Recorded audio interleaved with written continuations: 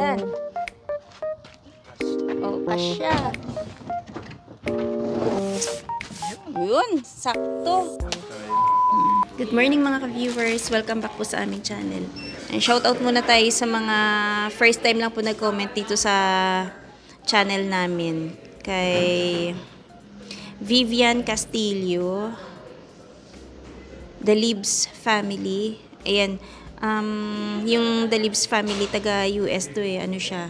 Alam ko nurse siya doon. Tapos si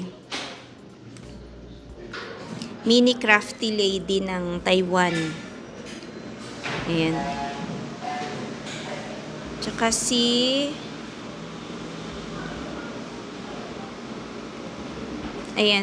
Jo Marie Sinosa ng Edmonton. Hello sa inyo dyan sa Edmonton.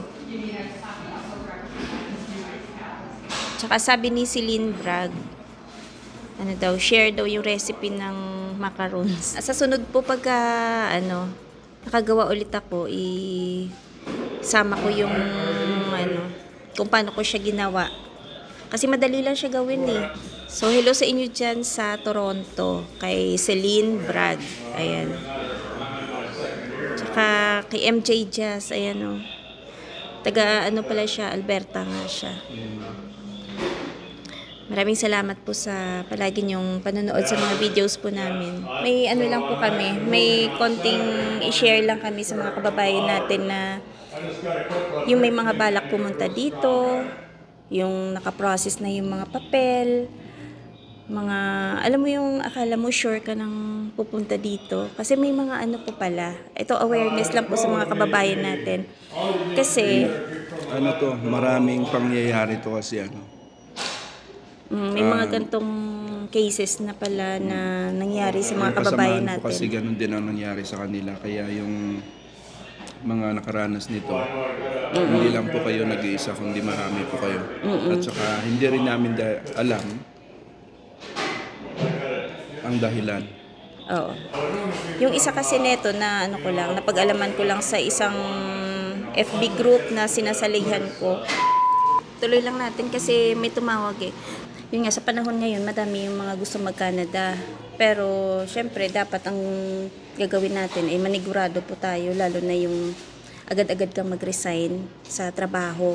Kasi may mga kababayan pala tayo na yung may mga work visa na, pero nahuhold pa rin or napurnada pa rin yung pagpunta nila dito sa Canada.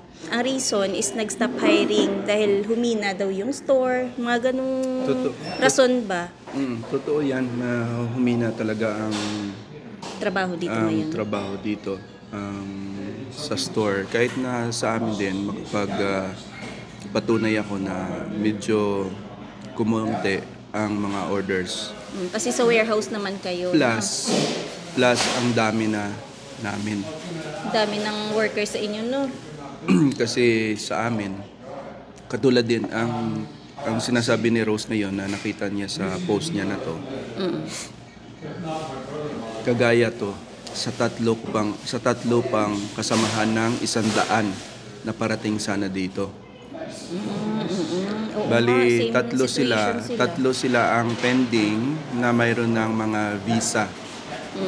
Pero pinahold din na company since na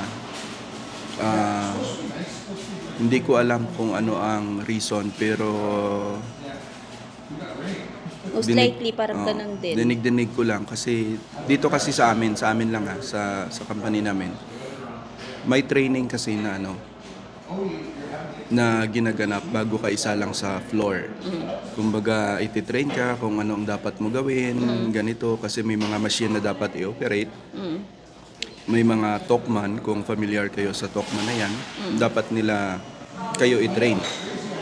Since na ito, for sure to mapapanood to ng isang subscriber natin na papunta rin dito. Nadinig ko lang din naman na hindi sila pwede mag-train ng 3 tao lang kasi sayang yung budget. May budget kasi yan eh. Nilalaan na ng budget yan para i-train yung mga tao na yon. Instead na i-train kayong 3, i-train nila sa pangkaramihan. Kaya maybe na lang yung gastos. Kaya maybe na nag-stop yung hiring nga talaga kasi parang wala naman akong nakikitang mga Tinitrain. bago na mga bagong tao at saka wala rin akong nakitang tinitrain nila sa floor na ganito ang gawin nyo. Sa mga first timer ha, sa mga first timer Bagong pasok na empleyado. walang training. Kaya yun nga siguro ang reason. Yun nga lang, pero ang point na sinasabi ni Rose na huwag kayo magpanigurado kahit na may visa na kayo or hired na kayo. As long as na hindi pa kayo nakarating dito, huwag muna kayong bumitiw sa trabaho ninyo. Kasi iba na yung kalakalan ngayon kumpara noon. Maraming maraming mga naiipit sa gantong sitwasyon. Kumbaga, yung nag-post nga to, may sumagot din. Kasi itong nag-post na to, nasa ibang bansa siya, hindi siya nasa Pinas. So yung nag-reply naman, nasa Pinas. Ang sabi, same tayo ng sitwasyon, kabayan. Ganon din daw, sa kanya nga daw, last year pa na nagkaroon ng visa eh. So, sinabihan daw siya na humina daw yung store, ganyan, dahil nung nag-winter. Eh Hindi, ngayon, totoo ano yan. na, spring na. Totoo yan kasi Hindi pa bumabalik sa regular na, kumbaga yung maayos na trabaho ba? masasabi ko talaga na tama yung sabi ng company nyo na humina talaga ang company nila or yung mga trabaho. Ang mga orders, kung yan ay may Store-related siguro yung trabaho niya. yun, kung store related siya, may chance talaga. Kasi katulad din sa amin, distributor kami. Kaya minsan, yung order, konti. Dati nagpapalabas kami ng, nakakapagtrabaho ako ng 4, 5 hanggang 6 Na door. na trailers. Trailers, 53-footer. 53-foot na trailer ang kinakargahan namin yan. Wait lang. Tuloy po muna tayo sa east.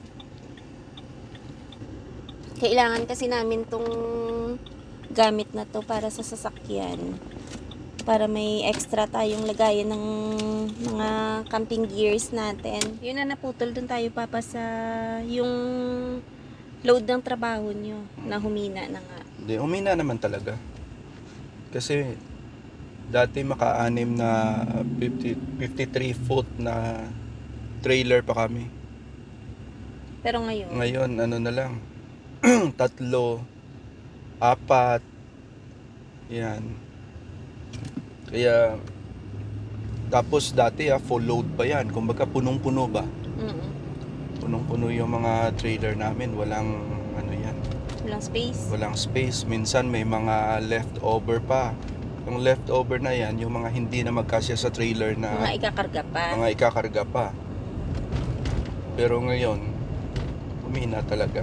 Wala namang nabanggit kung nag-resign na siya or ano, pero for sure, 'di ba, sa atin pagka once na may visa ka na, usually nagre-resign na talaga yung mga tao no? Kaya hindi talaga advisable na kahit na sabihin mo may visa ka na, magre-resign ka kaagad kasi kagaya neto. Hindi mo pala masabi na makakaalis ka kaagad. What if may pamilya ka, may mga anak kang nag-aaral, 'di ba? Yung Biruin mo 1 taon kang mapepending. hindi mo rin naman kasi sila masisi kasi katulad sa kanila, first timer din siguro nila na mapunta dito.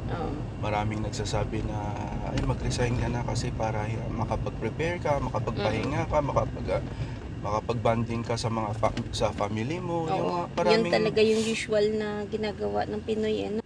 Sa panahon ngayon, dapat manigurado ka sa panahon talaga. ngayon, medyo mahirap. Kaya nakakaawa naman sila. Pero wag pa rin kayo mawalan ng pag-asa kasi may mga visa na kayo eh. Sana lang, no? Sana lang umukay na agad yung sitwasyon ng company na pinag-applyan nyo kasi syempre, kumbaga nandun ka na sa point na umaasa ka nang makapunta dito eh. Ditong part kasi parang industrial na yan dito.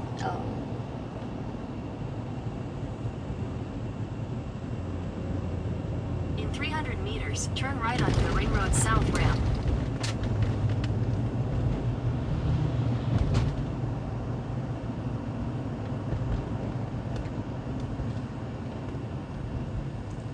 Mapapansin po nyo yung Regina, parang probinsya talaga pag nakalabas ka na ng dun sa may sa may downtown Turn right onto banda. the Ring Road South ramp.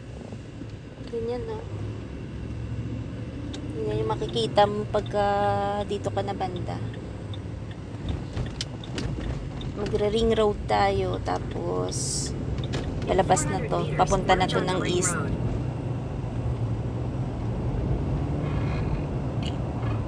Dumidighay pa. Pag sa ring road po tayo, ayan, 100 na yung takbo natin. Ayan, 100.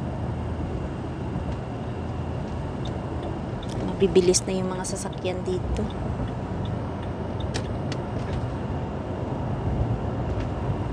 Pero may photo enforced yan dito. Hindi ka basta-basta sumobra ng speed mo sa 100. Kasi baka mamaya bigla ka na lang mapicturan. In 600 meters, take the Saskatchewan 1 East, Victoria Avenue exit toward Winnipeg. Dami lang dito truck, ano?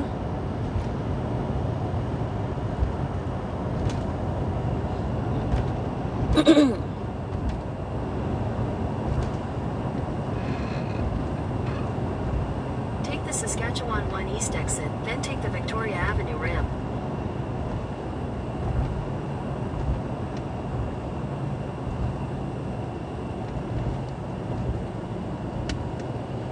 Kakaliwa tayo mamaya. Dalawa likuan na. Take the Victoria Avenue ramp, then turn left onto Victoria Avenue East.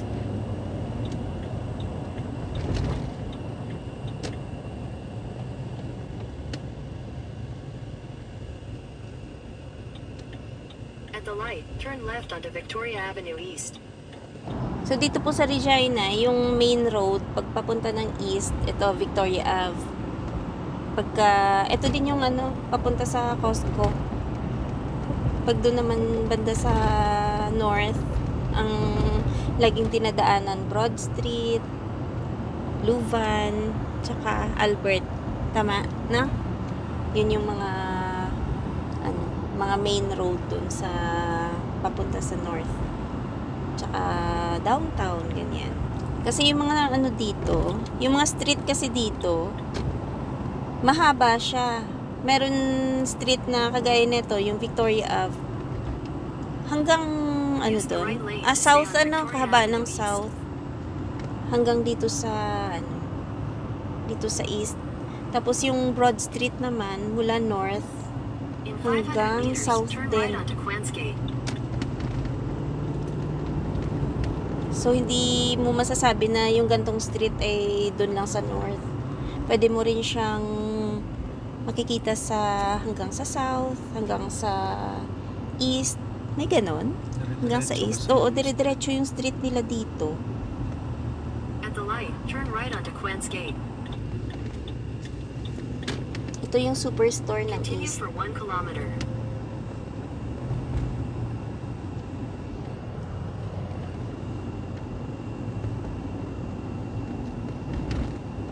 Oh, ito pala yung Rona sa east. Malaki din, ano?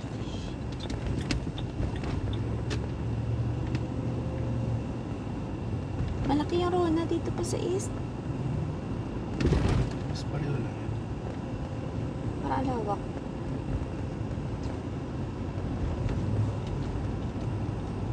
Mga bago yung mga bahay din eh, oh.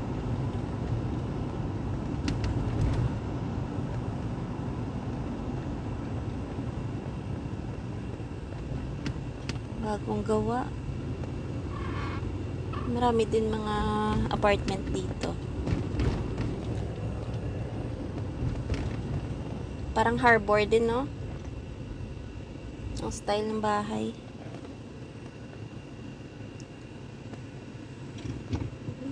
Ganda.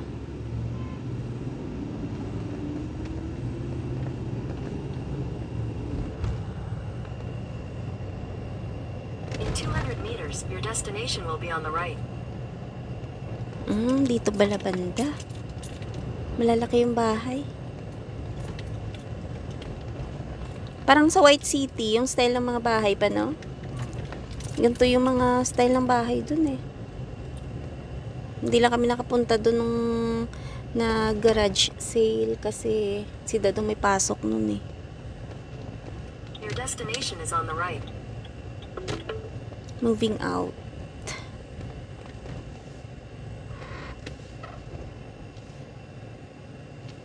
Hindi ba mag-park? Andun pa si Dadong nakikipag-negotiate pa ata.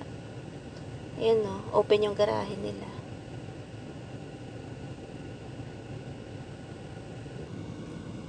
Dito malalaki yung bahay pero tingnan nyo naman yung space nila in between. Ang liit lang ano. Ganyan lang oh. Sobrang liit. Kumbaga parang dikit-dikit yung bahay nila. Malalaki lang yung bahay. Di gaya dun sa mga lumang subdivision sa banda sa amin na yung space between sa mga bahay ang lawak.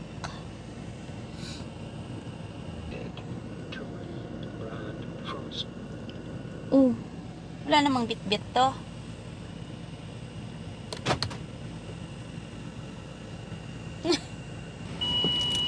Wala ka namang bit-bit.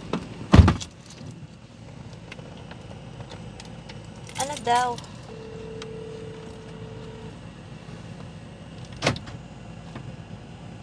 Your call has been forwarded to voice. May ano kasi, may basag sa ano. Ah, may basag. Tumatawad pa si Dadong kasi may crack daw. Pero sabi naman ni Lester kasi yung original price daw nun is 800 daw. Eh, pwede naman nila ata magawa ng paraan kahit na may crack. Pwede daw lagyan ng epoxy. Ano. Pero sinasabi nila na may titingin naman daw na iba. Pero kung halimbawa maghabulan lang naman sila sa presyo like mga $10, kunin na ni Dadong para... Oh, ganyan pala yun. Huh? Oh, there you are. Hi. Kigan ka. So, ito na po yung binili namin. Magkano pa bigay nila? 130. 130. Meron lang siyang gas-gas, pero pwede nilang gawa ng paraan to. Kasi ang mahal nito sa... Ano, di ba Papa? Nilagyan nila Pag ng brand tape. new. Nilagyan nila ng tape kasi pinasok nila sa garage na ano, Na? na nakalagay to, hindi kumasya. UP. Ah, so yun yung problema nito. Oo. May tape siya. Pero malaki? Yung crack, hindi naman. Madali naman gawa ng paraan. Oh. So, mura pa rin to. Kahit sabihin mo na 130 siya. Kasi yung original price nga, Papa, 'di ba? Maabot ng 800 to 1,000 ano? Yung ganito, 'di ba? So, meron na tayong panglagay dun sa taas ng 40-40 natin. Doon yan ni Dadong ilagay sa taas. Sa gitna. Ayan. Oh, kasya. Yun, sakto. Parang kabaong. Sensya na. Oo nga.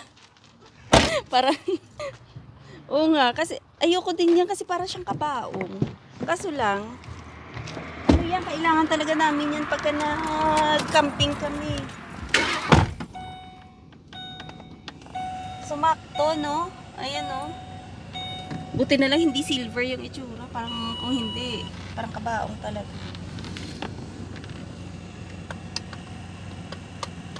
Pwede din yan pagka dun sa isa na sasakyan. Doon nga yan. Oo, akala ko ba ito yung dadalhin natin sa camping? Pwede naman. Kasi yung kay Lester pwede rin ito. Pwede rin ito. Oh. Linisin lang yan eh. Maayos pa. Tapos yun pala yung sink nila na mayroong countertop. Maganda pa. 150 daw yun. At kung gusto nyo ng fridge, tsaka ano pa yung Papa? Meron pa silang microwave. Head Meron north on silang Windsor Park Road oven, toward Freeman working Road. pa po. Magmo-move daw po pala sila sa BC, kaya nila binibenta yung mga... Head north on Iba Windsor nilang Park mga Road gamit. toward Freeman Road. So, alis muna tayo. Ganda talaga ng mga bahayan dito. Ay, yan oh, may for sale. For sale. Ganda ng mga bahay dito, no?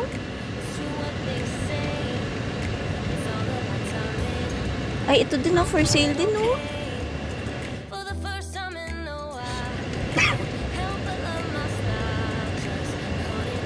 Take the second right on East Garrett's Road. Yung mga for sale na mga bahay dito, usually, mga lumilipat sila ng ibang probinsya. Kagaya yun. Yung binilhan namin, lilipat silang BC. Siguro hindi na nila matiis yung lamig dito, no? Turn left on Prince of Wales Drive. Ang ganda dito, oh.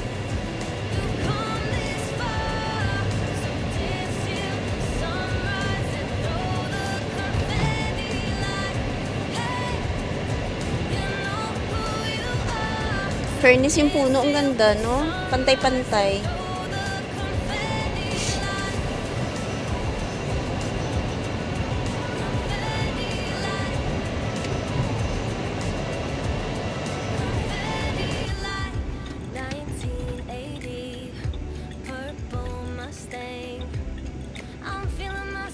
Continue on Truesdale Drive for 1 kilometer. Ay, estudyante siguro to. Ayun o, ganun yung mga ginagawa ng mga teacher dito. Nilalabas minsan yung mga estudyante. Siguro may activity sila sa park.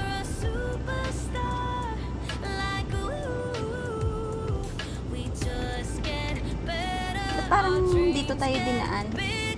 Hindi sa highway. Pauwi na sa atin to?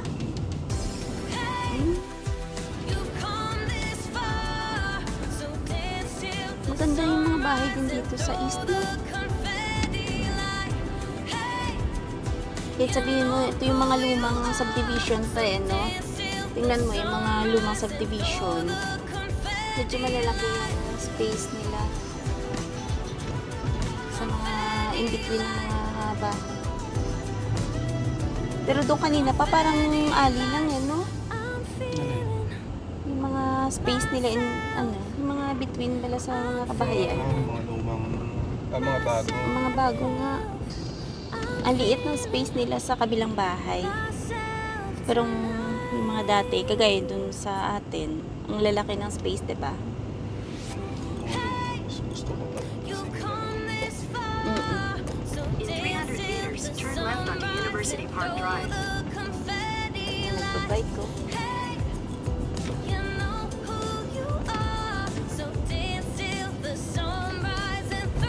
Parang pona na po. At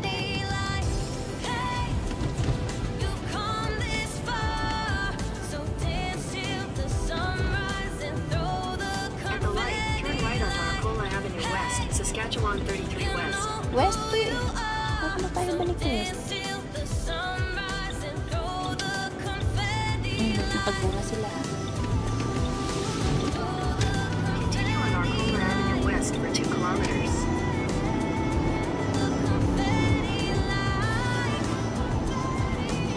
So hanggang dito na lang po muna yung aming video for today. Maraming salamat po sa palaging panonood at ingat-ingat. Sa mga hindi pa po nakapag-subscribe, pa-subscribe na lang po sa aming channel at palike po itong video. Kadong! Thank you po mga viewers.